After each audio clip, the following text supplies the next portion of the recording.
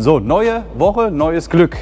Letzte Woche hat der Jürgen, haben wir die Freeze-Methode, die Einfriermethode mit der Vorhand gemacht. Heute, eine Woche später, wollen wir das Ganze auf der Rückhand machen.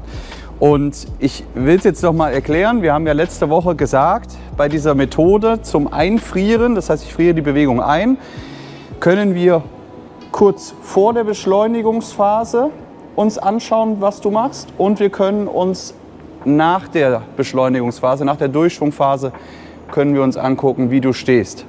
Deswegen, diese Sache, die wir jetzt halt machen, ist kein Allgemeinrezept, um die Technik zu verbessern, sondern wir sehen deine Technik in 2 Punkten. Ja, einmal vorher und einmal nachher. Wenn ich mir jetzt die Technik zum Beispiel in der Durchschwungphase angucken möchte, dann könnte ich zum Beispiel hier mit einem Topspin Pro arbeiten. Und hier sehe ich, dadurch, dass der Ball steht, ich habe ja gesagt, das sieht man eigentlich dann nur in einem Video, wo man den Ball trifft und an welcher Stelle, also da, wo man anhalten kann in der Beschleunigungsphase. Und jetzt könnte man hier eben halt mit dem Topspin Pro schauen, was du auch in dieser Phase nach dem Ausholen und bis zum Ausschwung machst. Also ob du wirklich tief gehst, ob du aus den Beinen auslöst, ob der Schlägerkopf sich senkt, ob der Schlägerkopf unter den Ball kommt, ob dein Handgelenk locker ist oder ob du fest bist. Das könnte man jetzt zum Beispiel mit diesem Gerät auch üben. Wir wollen das trotzdem jetzt noch mal kurz beiseite legen, denn wir schauen uns jetzt deine Rückhandbewegung noch mal in den 2 Punkten an, die wir gemacht haben. Also einmal kurz bevor du zuschlägst und einmal im Ausschwung. Und das machen wir heute auf der Rückhand und dann gucken wir mal, was wir bei dir sehen. Gut, ich nehme mich mal wieder hier so zurück. Und der Jürgen hat jetzt wieder, der kennt das ja von letzter Woche, hat jetzt wieder die Aufgabe, 3 Bälle Rückhand Cross zu spielen. Und bei dem 4. Ball werde ich dir einen Stopp rufen und du bleibst eingefroren stehen. Ja? 3 Bälle Rückhand Cross und wir gucken mal, was wir dann sehen bei dir.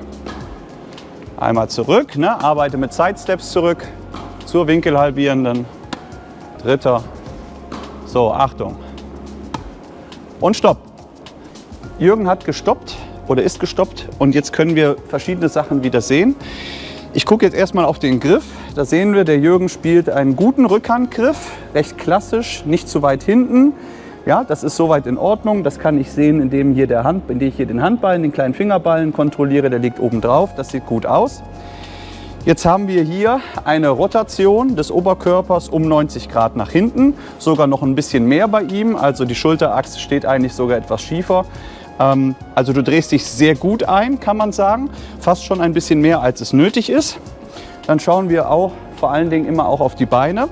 Hier könnte die Vorspannung ein kleines bisschen mehr sein, ganz genau. Du könntest ein bisschen weiter runter, ja, genau. Da könntest du ein bisschen mehr rausholen, etwas mehr gewinnen. Ansonsten der Arm, hier ist eine gute Spannung drauf.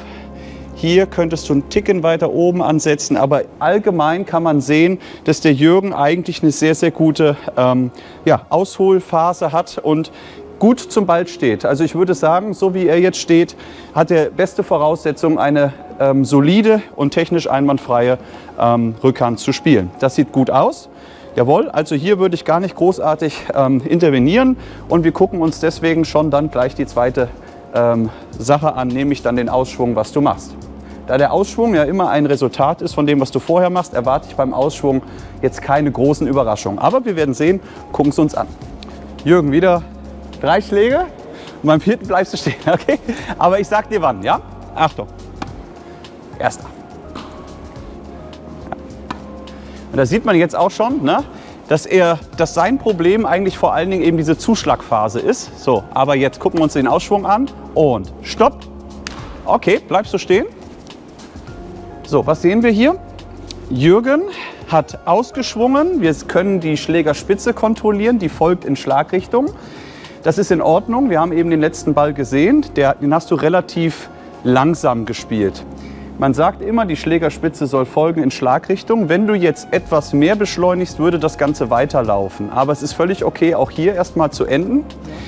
Was wir jetzt hier sehen, ist seine linke Hand. Jetzt ist natürlich spannend, was du gemacht hast in der Zuschlagbewegung.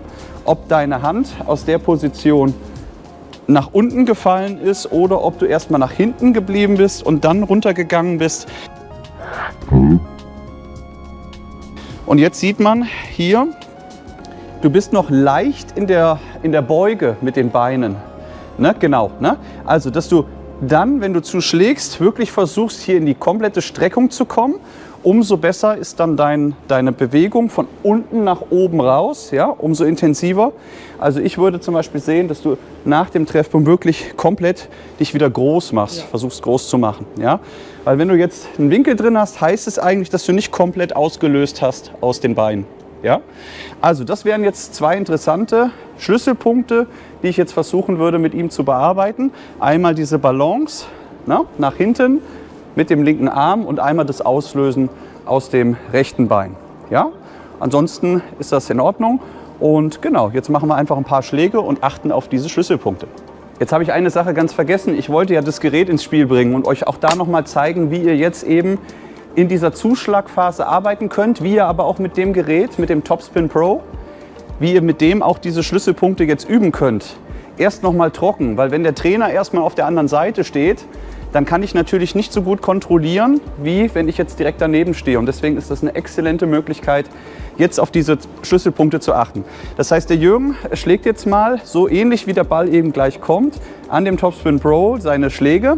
Und ich achte jetzt auf die Schlüsselfaktoren. Wir achten erstmal auf diese Ausgleichsbewegung aus dem linken Arm.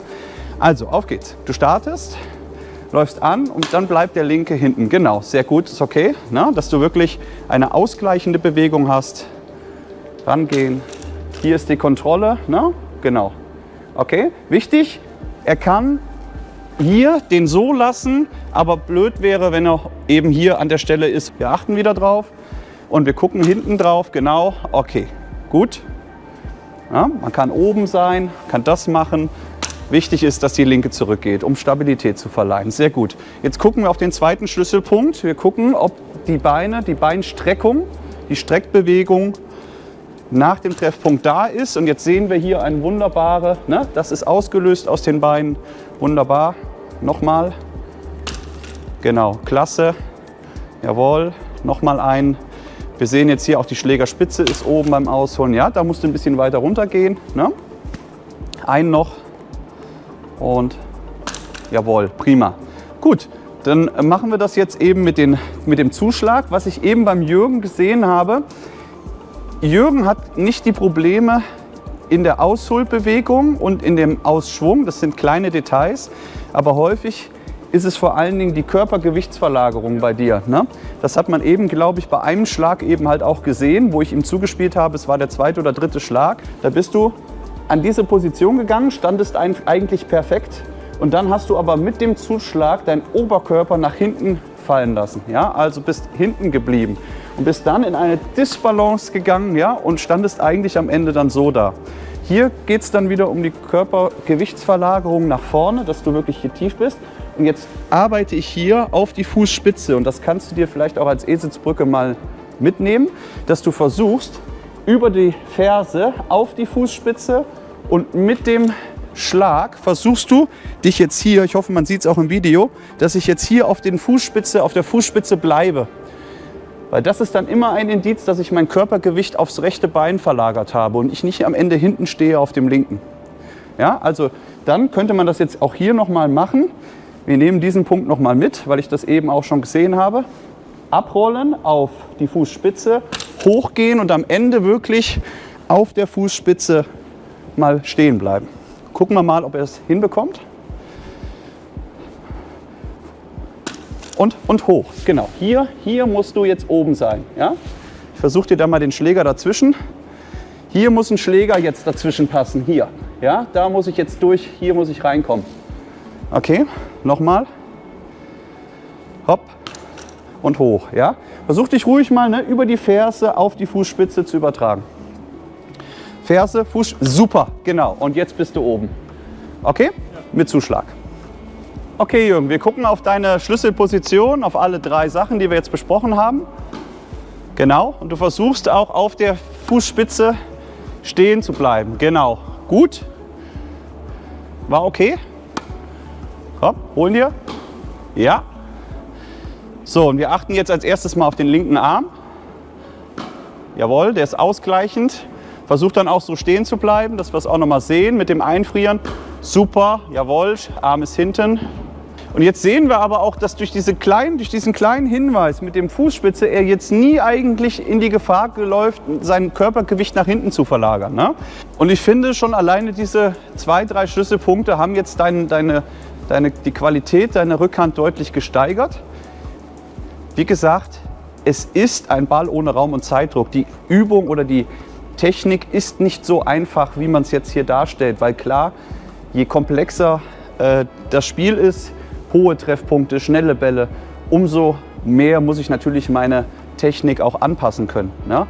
Jürgen hat mich eben gerade gefragt, aufgrund der Stunde letzte Woche, da haben wir ja immer Vorhand auf den Ball zugehend gemacht. Ja?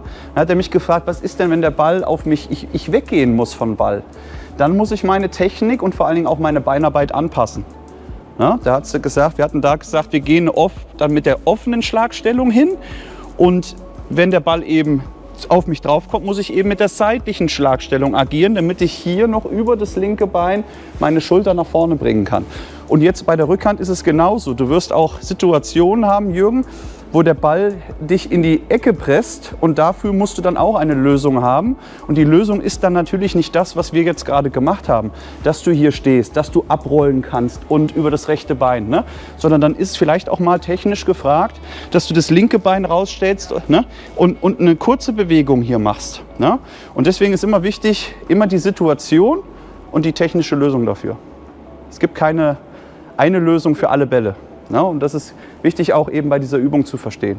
Was man aber jetzt gut gesehen hat, durch das Abrollen, das will ich noch mal zeigen, durch diese Übung jetzt hier oben zu bleiben, hat er eigentlich auch automatisch schon den Schlüsselpunkt mit der Streckung, mit der Beinstreckung gelöst, weil er würde niemals auf der Fußspitze in dieser Position stehen bleiben. Viel zu anstrengend. Das ist nicht anstrengend, das ist anstrengend, wenn ich stehen bleibe. Und deswegen, eigentlich war das hier schon die Lösung zu dem Schlüsselpunkt Beinstreckung. Jetzt haben wir einige Sachen an deiner Rückhand heute gemacht, Jürgen. Du hast eben 1, 2 interessante Sachen gesagt. Was hat sich aus deiner Sicht denn jetzt verändert durch diese Schlüsselpunkte, die wir bearbeitet haben? Als sehr positiv habe ich empfunden die Empfehlung, beim Aufsetzen des Fußes über die Ferse nach vorne zur Spitze abzurollen und die Ferse vom Boden zu heben. Das gab mir irgendwie vom Schlag ein bisschen mehr Sicherheit. In dem Moment, wenn ich mit der ganzen Sohle aufsetze, komme ich nicht so in diese Rotationsbewegung. Ja, weil du kannst mit der Fußspitze, wenn du die hochlegst, ne, hochnimmst, kannst du darüber auch drehen. Ja. Ne? Wenn ich hier alles fest habe, ja, ne, dann ist es natürlich schwierig. Dann stehe ich fest, ja, ne, und komme jetzt auch mit meiner Hüfte nicht mehr rum. Und das brauche ich ja, um eben halt auch diese 180 Grad nach vorne zu bringen. Ne? Und deswegen auch ein ganz interessantes Feedback von dir. Gut, okay, dann sind wir mit der Session einfach mal durch. Ich hoffe, euch hat das was gebracht und dann sehen wir uns beim nächsten Mal wieder hier auf Tennistraining Online. Bis dahin.